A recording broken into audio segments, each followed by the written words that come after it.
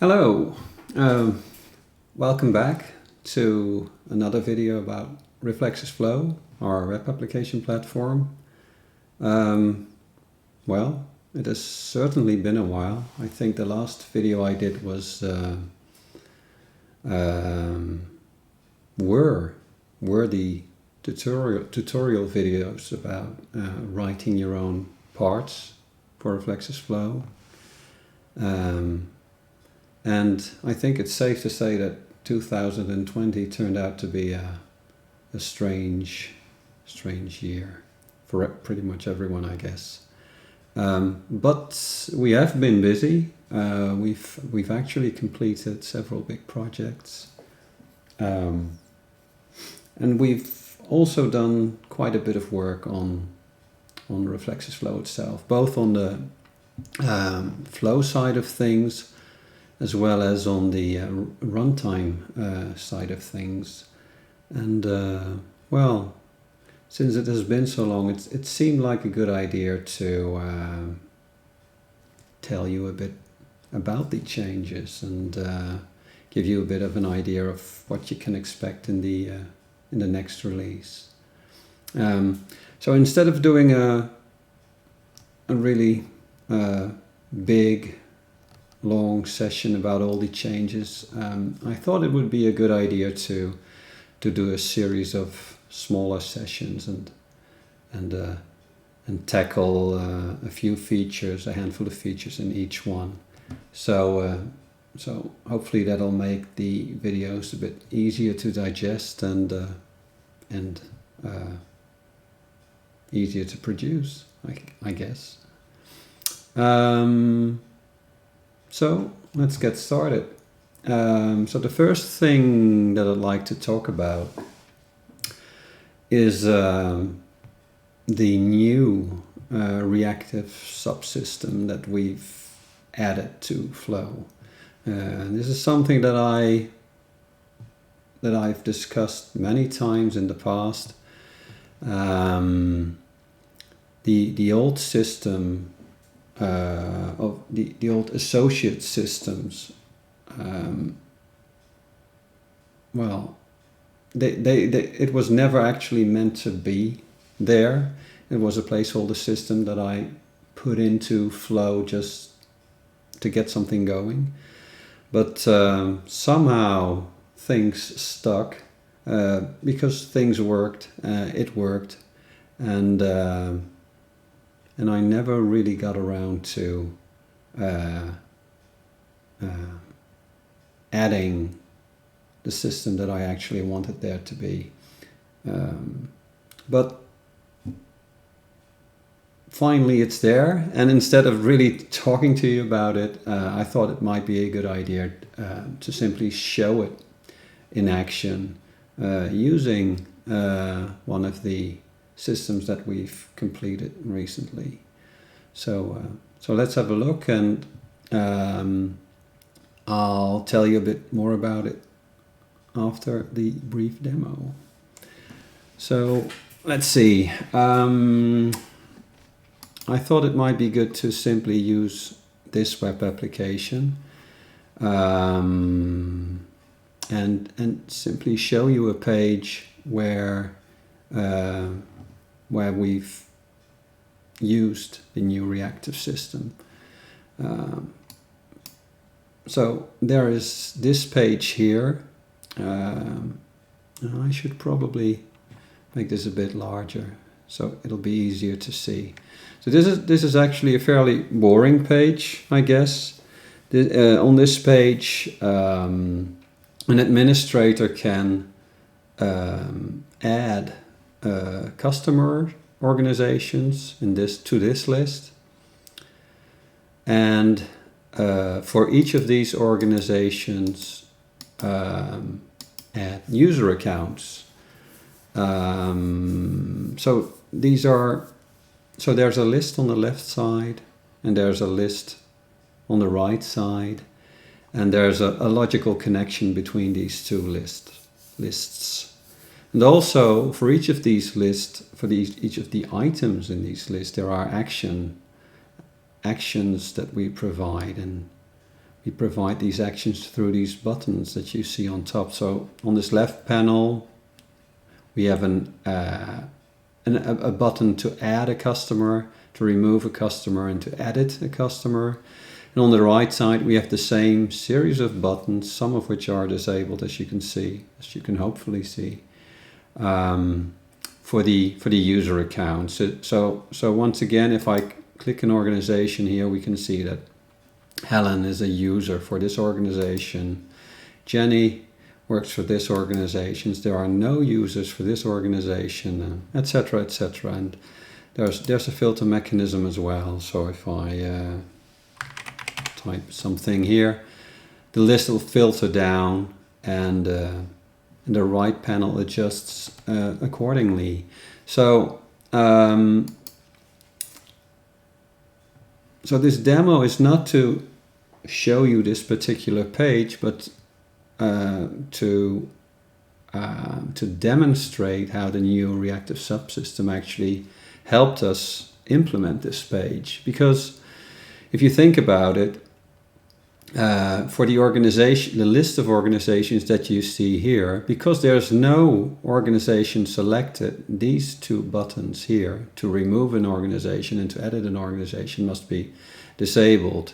But obviously, I can always add an organization. So watch what happens when I select an organization here. So these buttons here were enabled. This one was enabled as well, and here this button was enabled too. So, but on the right side, because no user account has been selected, there's no way for me to delete a user or edit a user. But watch what happens. I select this particular user and the buttons become available. So and if you watch the buttons on this right side, obviously if I, for instance, would try and find an organization that's not there, this list should become an empty list. But everything on the right side should be disabled and hidden as well. So these are some of the connections between these lists. And and the question here is, how would you model this using Flow? So in the old setup, we've had this mechanism called associates, and for those of you who are not too familiar with Flow, in Flow we have this idea that each page of a web application, each unique page of a web application is called what we call a step. So a big web application is actually is something that we call a flow, and the pages of the unique pages of the web application become the steps of the flow. So in each step or in each page, are components. We call these components parts. So there are flows, steps that make up the flow, and parts that make up the behavior of the step. So and what you've seen happening here is lots of different parts, lots of different components interacting with each other without reloading the page. And to make that, so for instance, all these buttons are separate parts. These filter boxes are separate part. This list is one part, and this list here is another part, and obviously this button here is a part too. And for this page to function as we want it to function, you need to make sure that if something changes somewhere, these changes propagate logically to the other parts. So previously we had this mechanism that I called associates, and if a part has associates, it basically means that if that particular part changes, so for instance, if this list changes because the user makes another selection, and this list has associates, it would actually update itself and then trigger all these associated parts to update themselves as well. And that's pretty much a system that really well, works quite well, and it has actually been in place for about a dozen years or so, pretty much since the inception of Flow. But it's not really a very nice system, because to make it function properly, this list would have to know about all the different bits and pieces in the page that would need to be updated. And obviously, as you're building, as you're modeling the flow as a modeler, you have this overview and you know which parts to connect. And so you have to build this list of associates, basically saying, oh, if this changes, then this and this and this and this and this and this should change as well. And obviously this list is dependent on this list as well. So you get these huge lists of associated parts that you have to model. And this can become a bit of a drag, which is the reason why it was never really meant to be there in the first place. But somehow people never really complained, and because everything it was on the to-do list, but never really high up on the to-do list until recently. So what I'd like to show you is how this was implemented, and to do that, let's have a look at the flow definition itself. I'm not using the flow modeler this time, but simply the text definition of the flow. So let's see. So this step, this particular page of the web application is called Show Customers. So let's go there, Show Customers. So here is the definition of this particular step, of this particular page. And if you look at this section here, this is the page definition, you actually see that here is the left panel written out. And here is, so there's a left panel here, there's a right panel here. So this section, and this bit corresponds to left panel, right panel. And if you look further, you can see there's a header here, and here a section with the 3 buttons. So these 3 parts, add customer, remove customer, edit customer, correspond to these 3 buttons. And obviously the buttons on the right side are here as well. So here are the filters: customer filter with the customer list, account filter with the accounts list. And let's have a look at customers, the definition of. So basically it says here the customer's part lives on component, lives in this particular place in the page. And here is the definition of this customer list. So you can see that it is actually a dedicated part to display objects using our one of the subsystems that we've created for this product. And here are the definition of the 3 buttons that on the left side. So there's an add customer button, there's a remove customer, and there's the edit customer, with the captions and the targets. So as most of you will know, targets are used to determine, to enable routing. So clicking different buttons will move to different sections of the web application, and that's what a target button is all about. So for those of you who have been working with Flow, there's one bit that's missing here, and that's the associates property, because in the old way of doing things, this customer part here, which again corresponds to this list on the left side, it would have an associates property to tell Flow which parts would have to be triggered if a selection here would change. And it's not there. If you look at the accounts list, for instance, where's the accounts list? Here.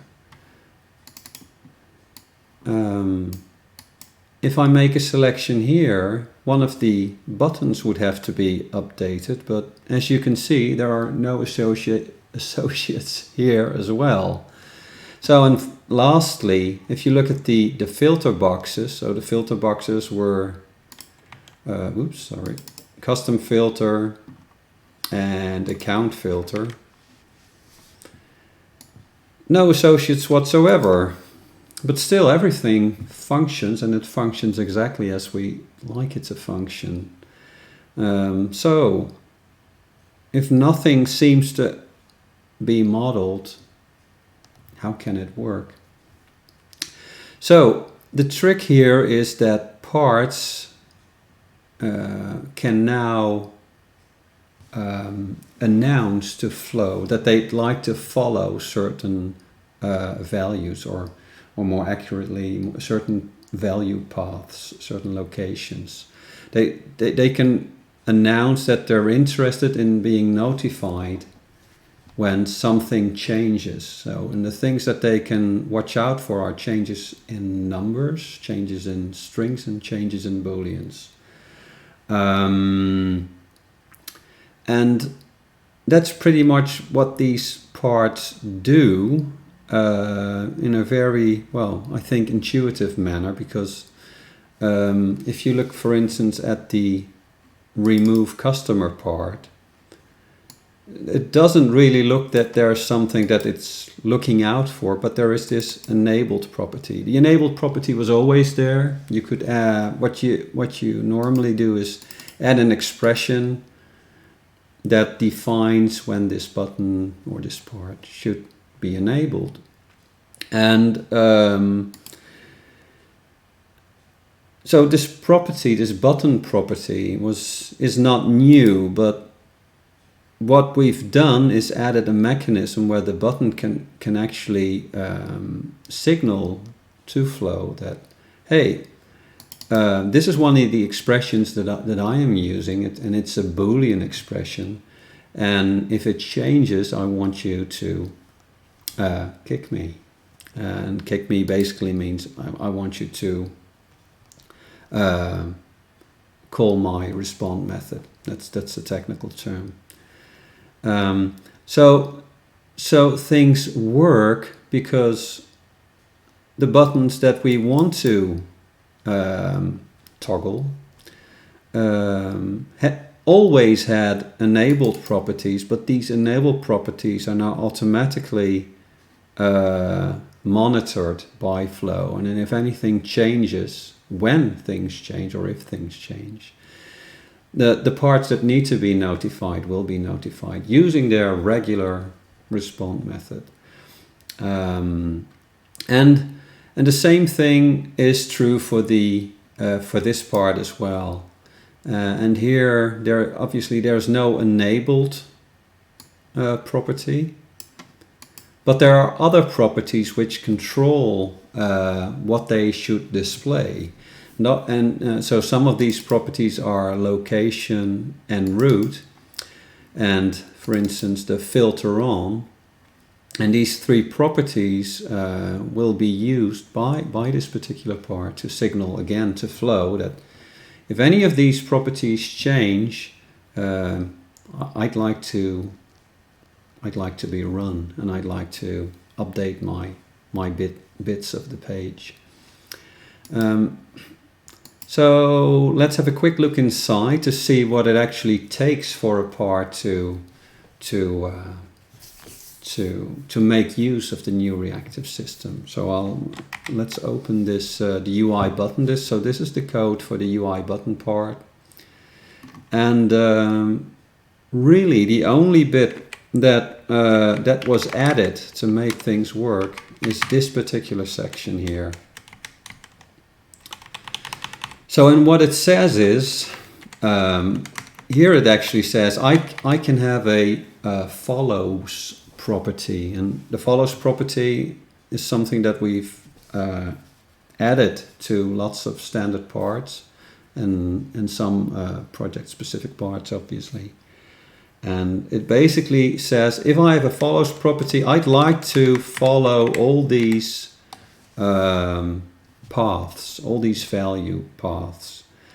And if any of them change, you need to call me so I can do something. And what you see here, it actually also says if I don't have a follows property, then I know the properties already that I'd like to follow. So here you see that it says, okay, my enabled property is an expression. It's actually a Boolean expression. That's what this true flag is all about. And it says, okay, if this Boolean expresses changes from true to false, or from false to true, obviously, I'd like to do my thing. I'd like to respond. And the same thing is true for the visible property, because these are the two properties that usually need to be monitored by a button. So, and that's, again, this is really all that we added to make this particular part play nice. And because it plays nice, it actually it actually works exactly as we'd like it to work if the modeler obviously models things correctly. So if the enabled property contains the right expression, and in this case to remove a customer, obviously there has to be a customer selected, and as you can see here, the part that displays customers has a result property set to customer. So as soon as that is set or gets unset, this button will automatically, and this button obviously as well, will automatically be given the chance to update itself. And well, this may be belaboring the point, but obviously this part, and this is not a standard part, but a project-specific part. But again, here, the same setup.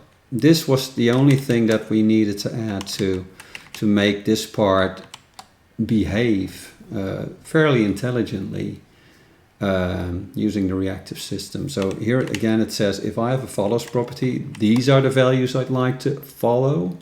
But if the modeler doesn't set any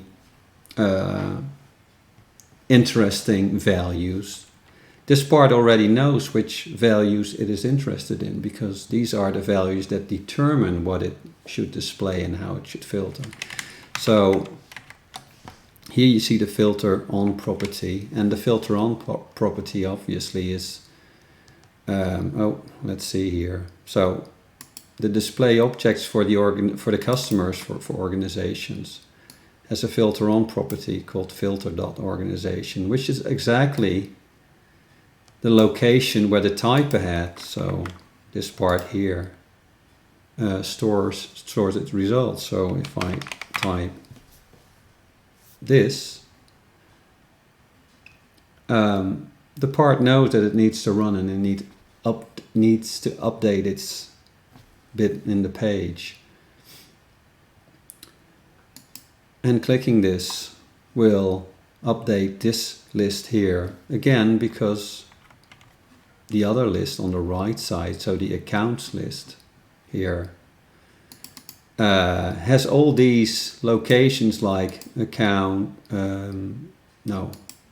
root and filter on set as well.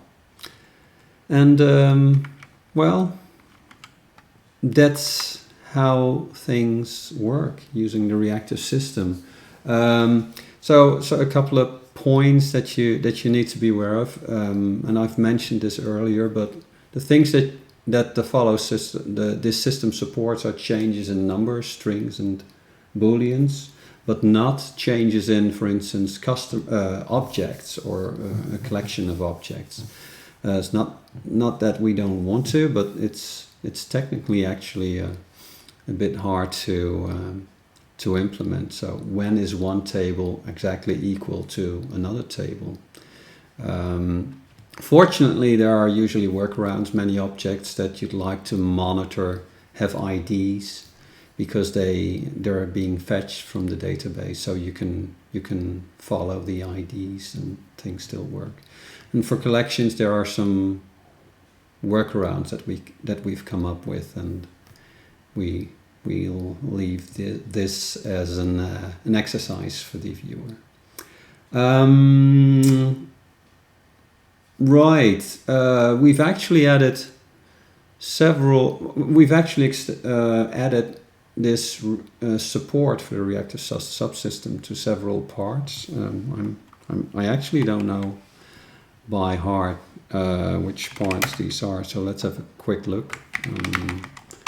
We should be able to simply, oops, that's not, and that's not sorted. Sort on path. Let's do it like this and make this a bit bigger. So this is the list of parts that at the moment have support for the new Reactive Subsystem. There are lots of parts that you'll recognize, like here's the button part that I've just demoed, the data grid. Many of the more generic parts are the ones that we've enhanced. But again, enhancing parts is really that easy and something that you can easily do yourself if you want to add support to your own parts. Here are the project-specific parts. Here's the here's the part that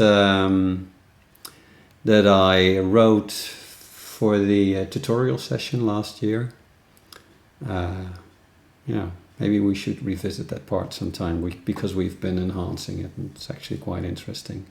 And well, here are more base parts, more of the standard parts: standard set, standard clear, standard snippet, obviously.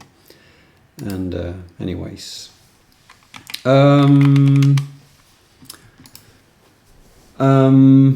so yes, there's a new Reactive Subsystem. It's working really, really well.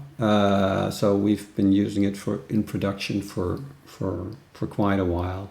And the good news also is that it's actually also working really well combined with the old style of doing things. That's actually one of the things that prevented me from adding this new subsystem earlier.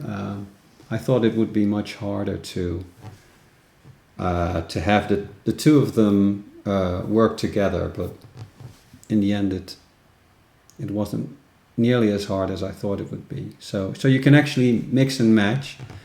And for this particular project, I think we've actually replaced 98% of all associates with the new reactive system. And there are some situations where it can be tricky, and that's mostly because some values cannot be monitored. Like I mentioned, collections can be tricky. But the other thing is, in the new reactive system, you really need to be aware of the sequence of updates that you're triggering, because with associates there's a very clear sequence. There's this array of parts that you model, and all the parts are triggered in order. And so with the new reactive subsystem there is no real order, and so that's something that you need to think about when you model these properties. But apart from that, there are really lots of advantages, because it's simply less work modeling. So modeling becomes much easier to do, even for complex scenarios. And this page seems simple, but it's definitely not a trivial scenario. And the other thing is that it's actually much more efficient than the old system based on associates. And the reason is, with associates, there is this list of parts that always will be run. Even so, for instance, if if this list, this display object, the part that displays these objects, these customer objects, would have an associates property, then lots of the other parts in the page would have to be in this particular list, which means that as soon as the user clicks clicks another item, all these associated parts would have to be run. And the thing is, with the new reactive system, this is definitely not the case, because a part is only run if the values that it is interested in change, and oftentimes that's not the case. So for instance, here, if you look at these buttons here on the right side, to remove a user or to edit a user, I can click here as much as I like, but these button parts are never run. And in the old scenario, they would always run, and now they're not being run because the values that they follow don't change. So the values don't change, and therefore the parts don't need to run. So it's actually a much more efficient system during runtime. Yes, and I think that's about it. Yeah.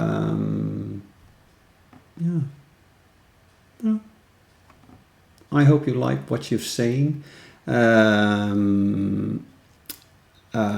Like I said, it's very easy to add support for this new subsystem to your own part, or actually to switch your own flows into using this new system. It's actually quite fun. And it makes your flows easier to read and easier to maintain. So there's lots of wins here, and I'm actually fairly pleased. I probably should apologize that I didn't add this Reactor Subsystem, didn't add it like years ago, but well, it's here now, so there you have it. Well, that's about it for now, I guess. Again, I hope you found it useful, or at least enjoyed the session.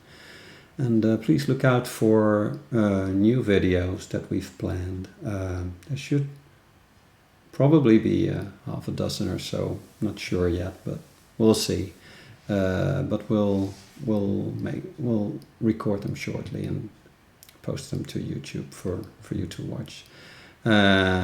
If you want to be notified, there's, subscribe to the channel and hit the notify bell, and then you'll automatically be told when we've posted a new video. Okay, well, that's it for now. Thanks for watching, and hopefully till next time. Bye bye.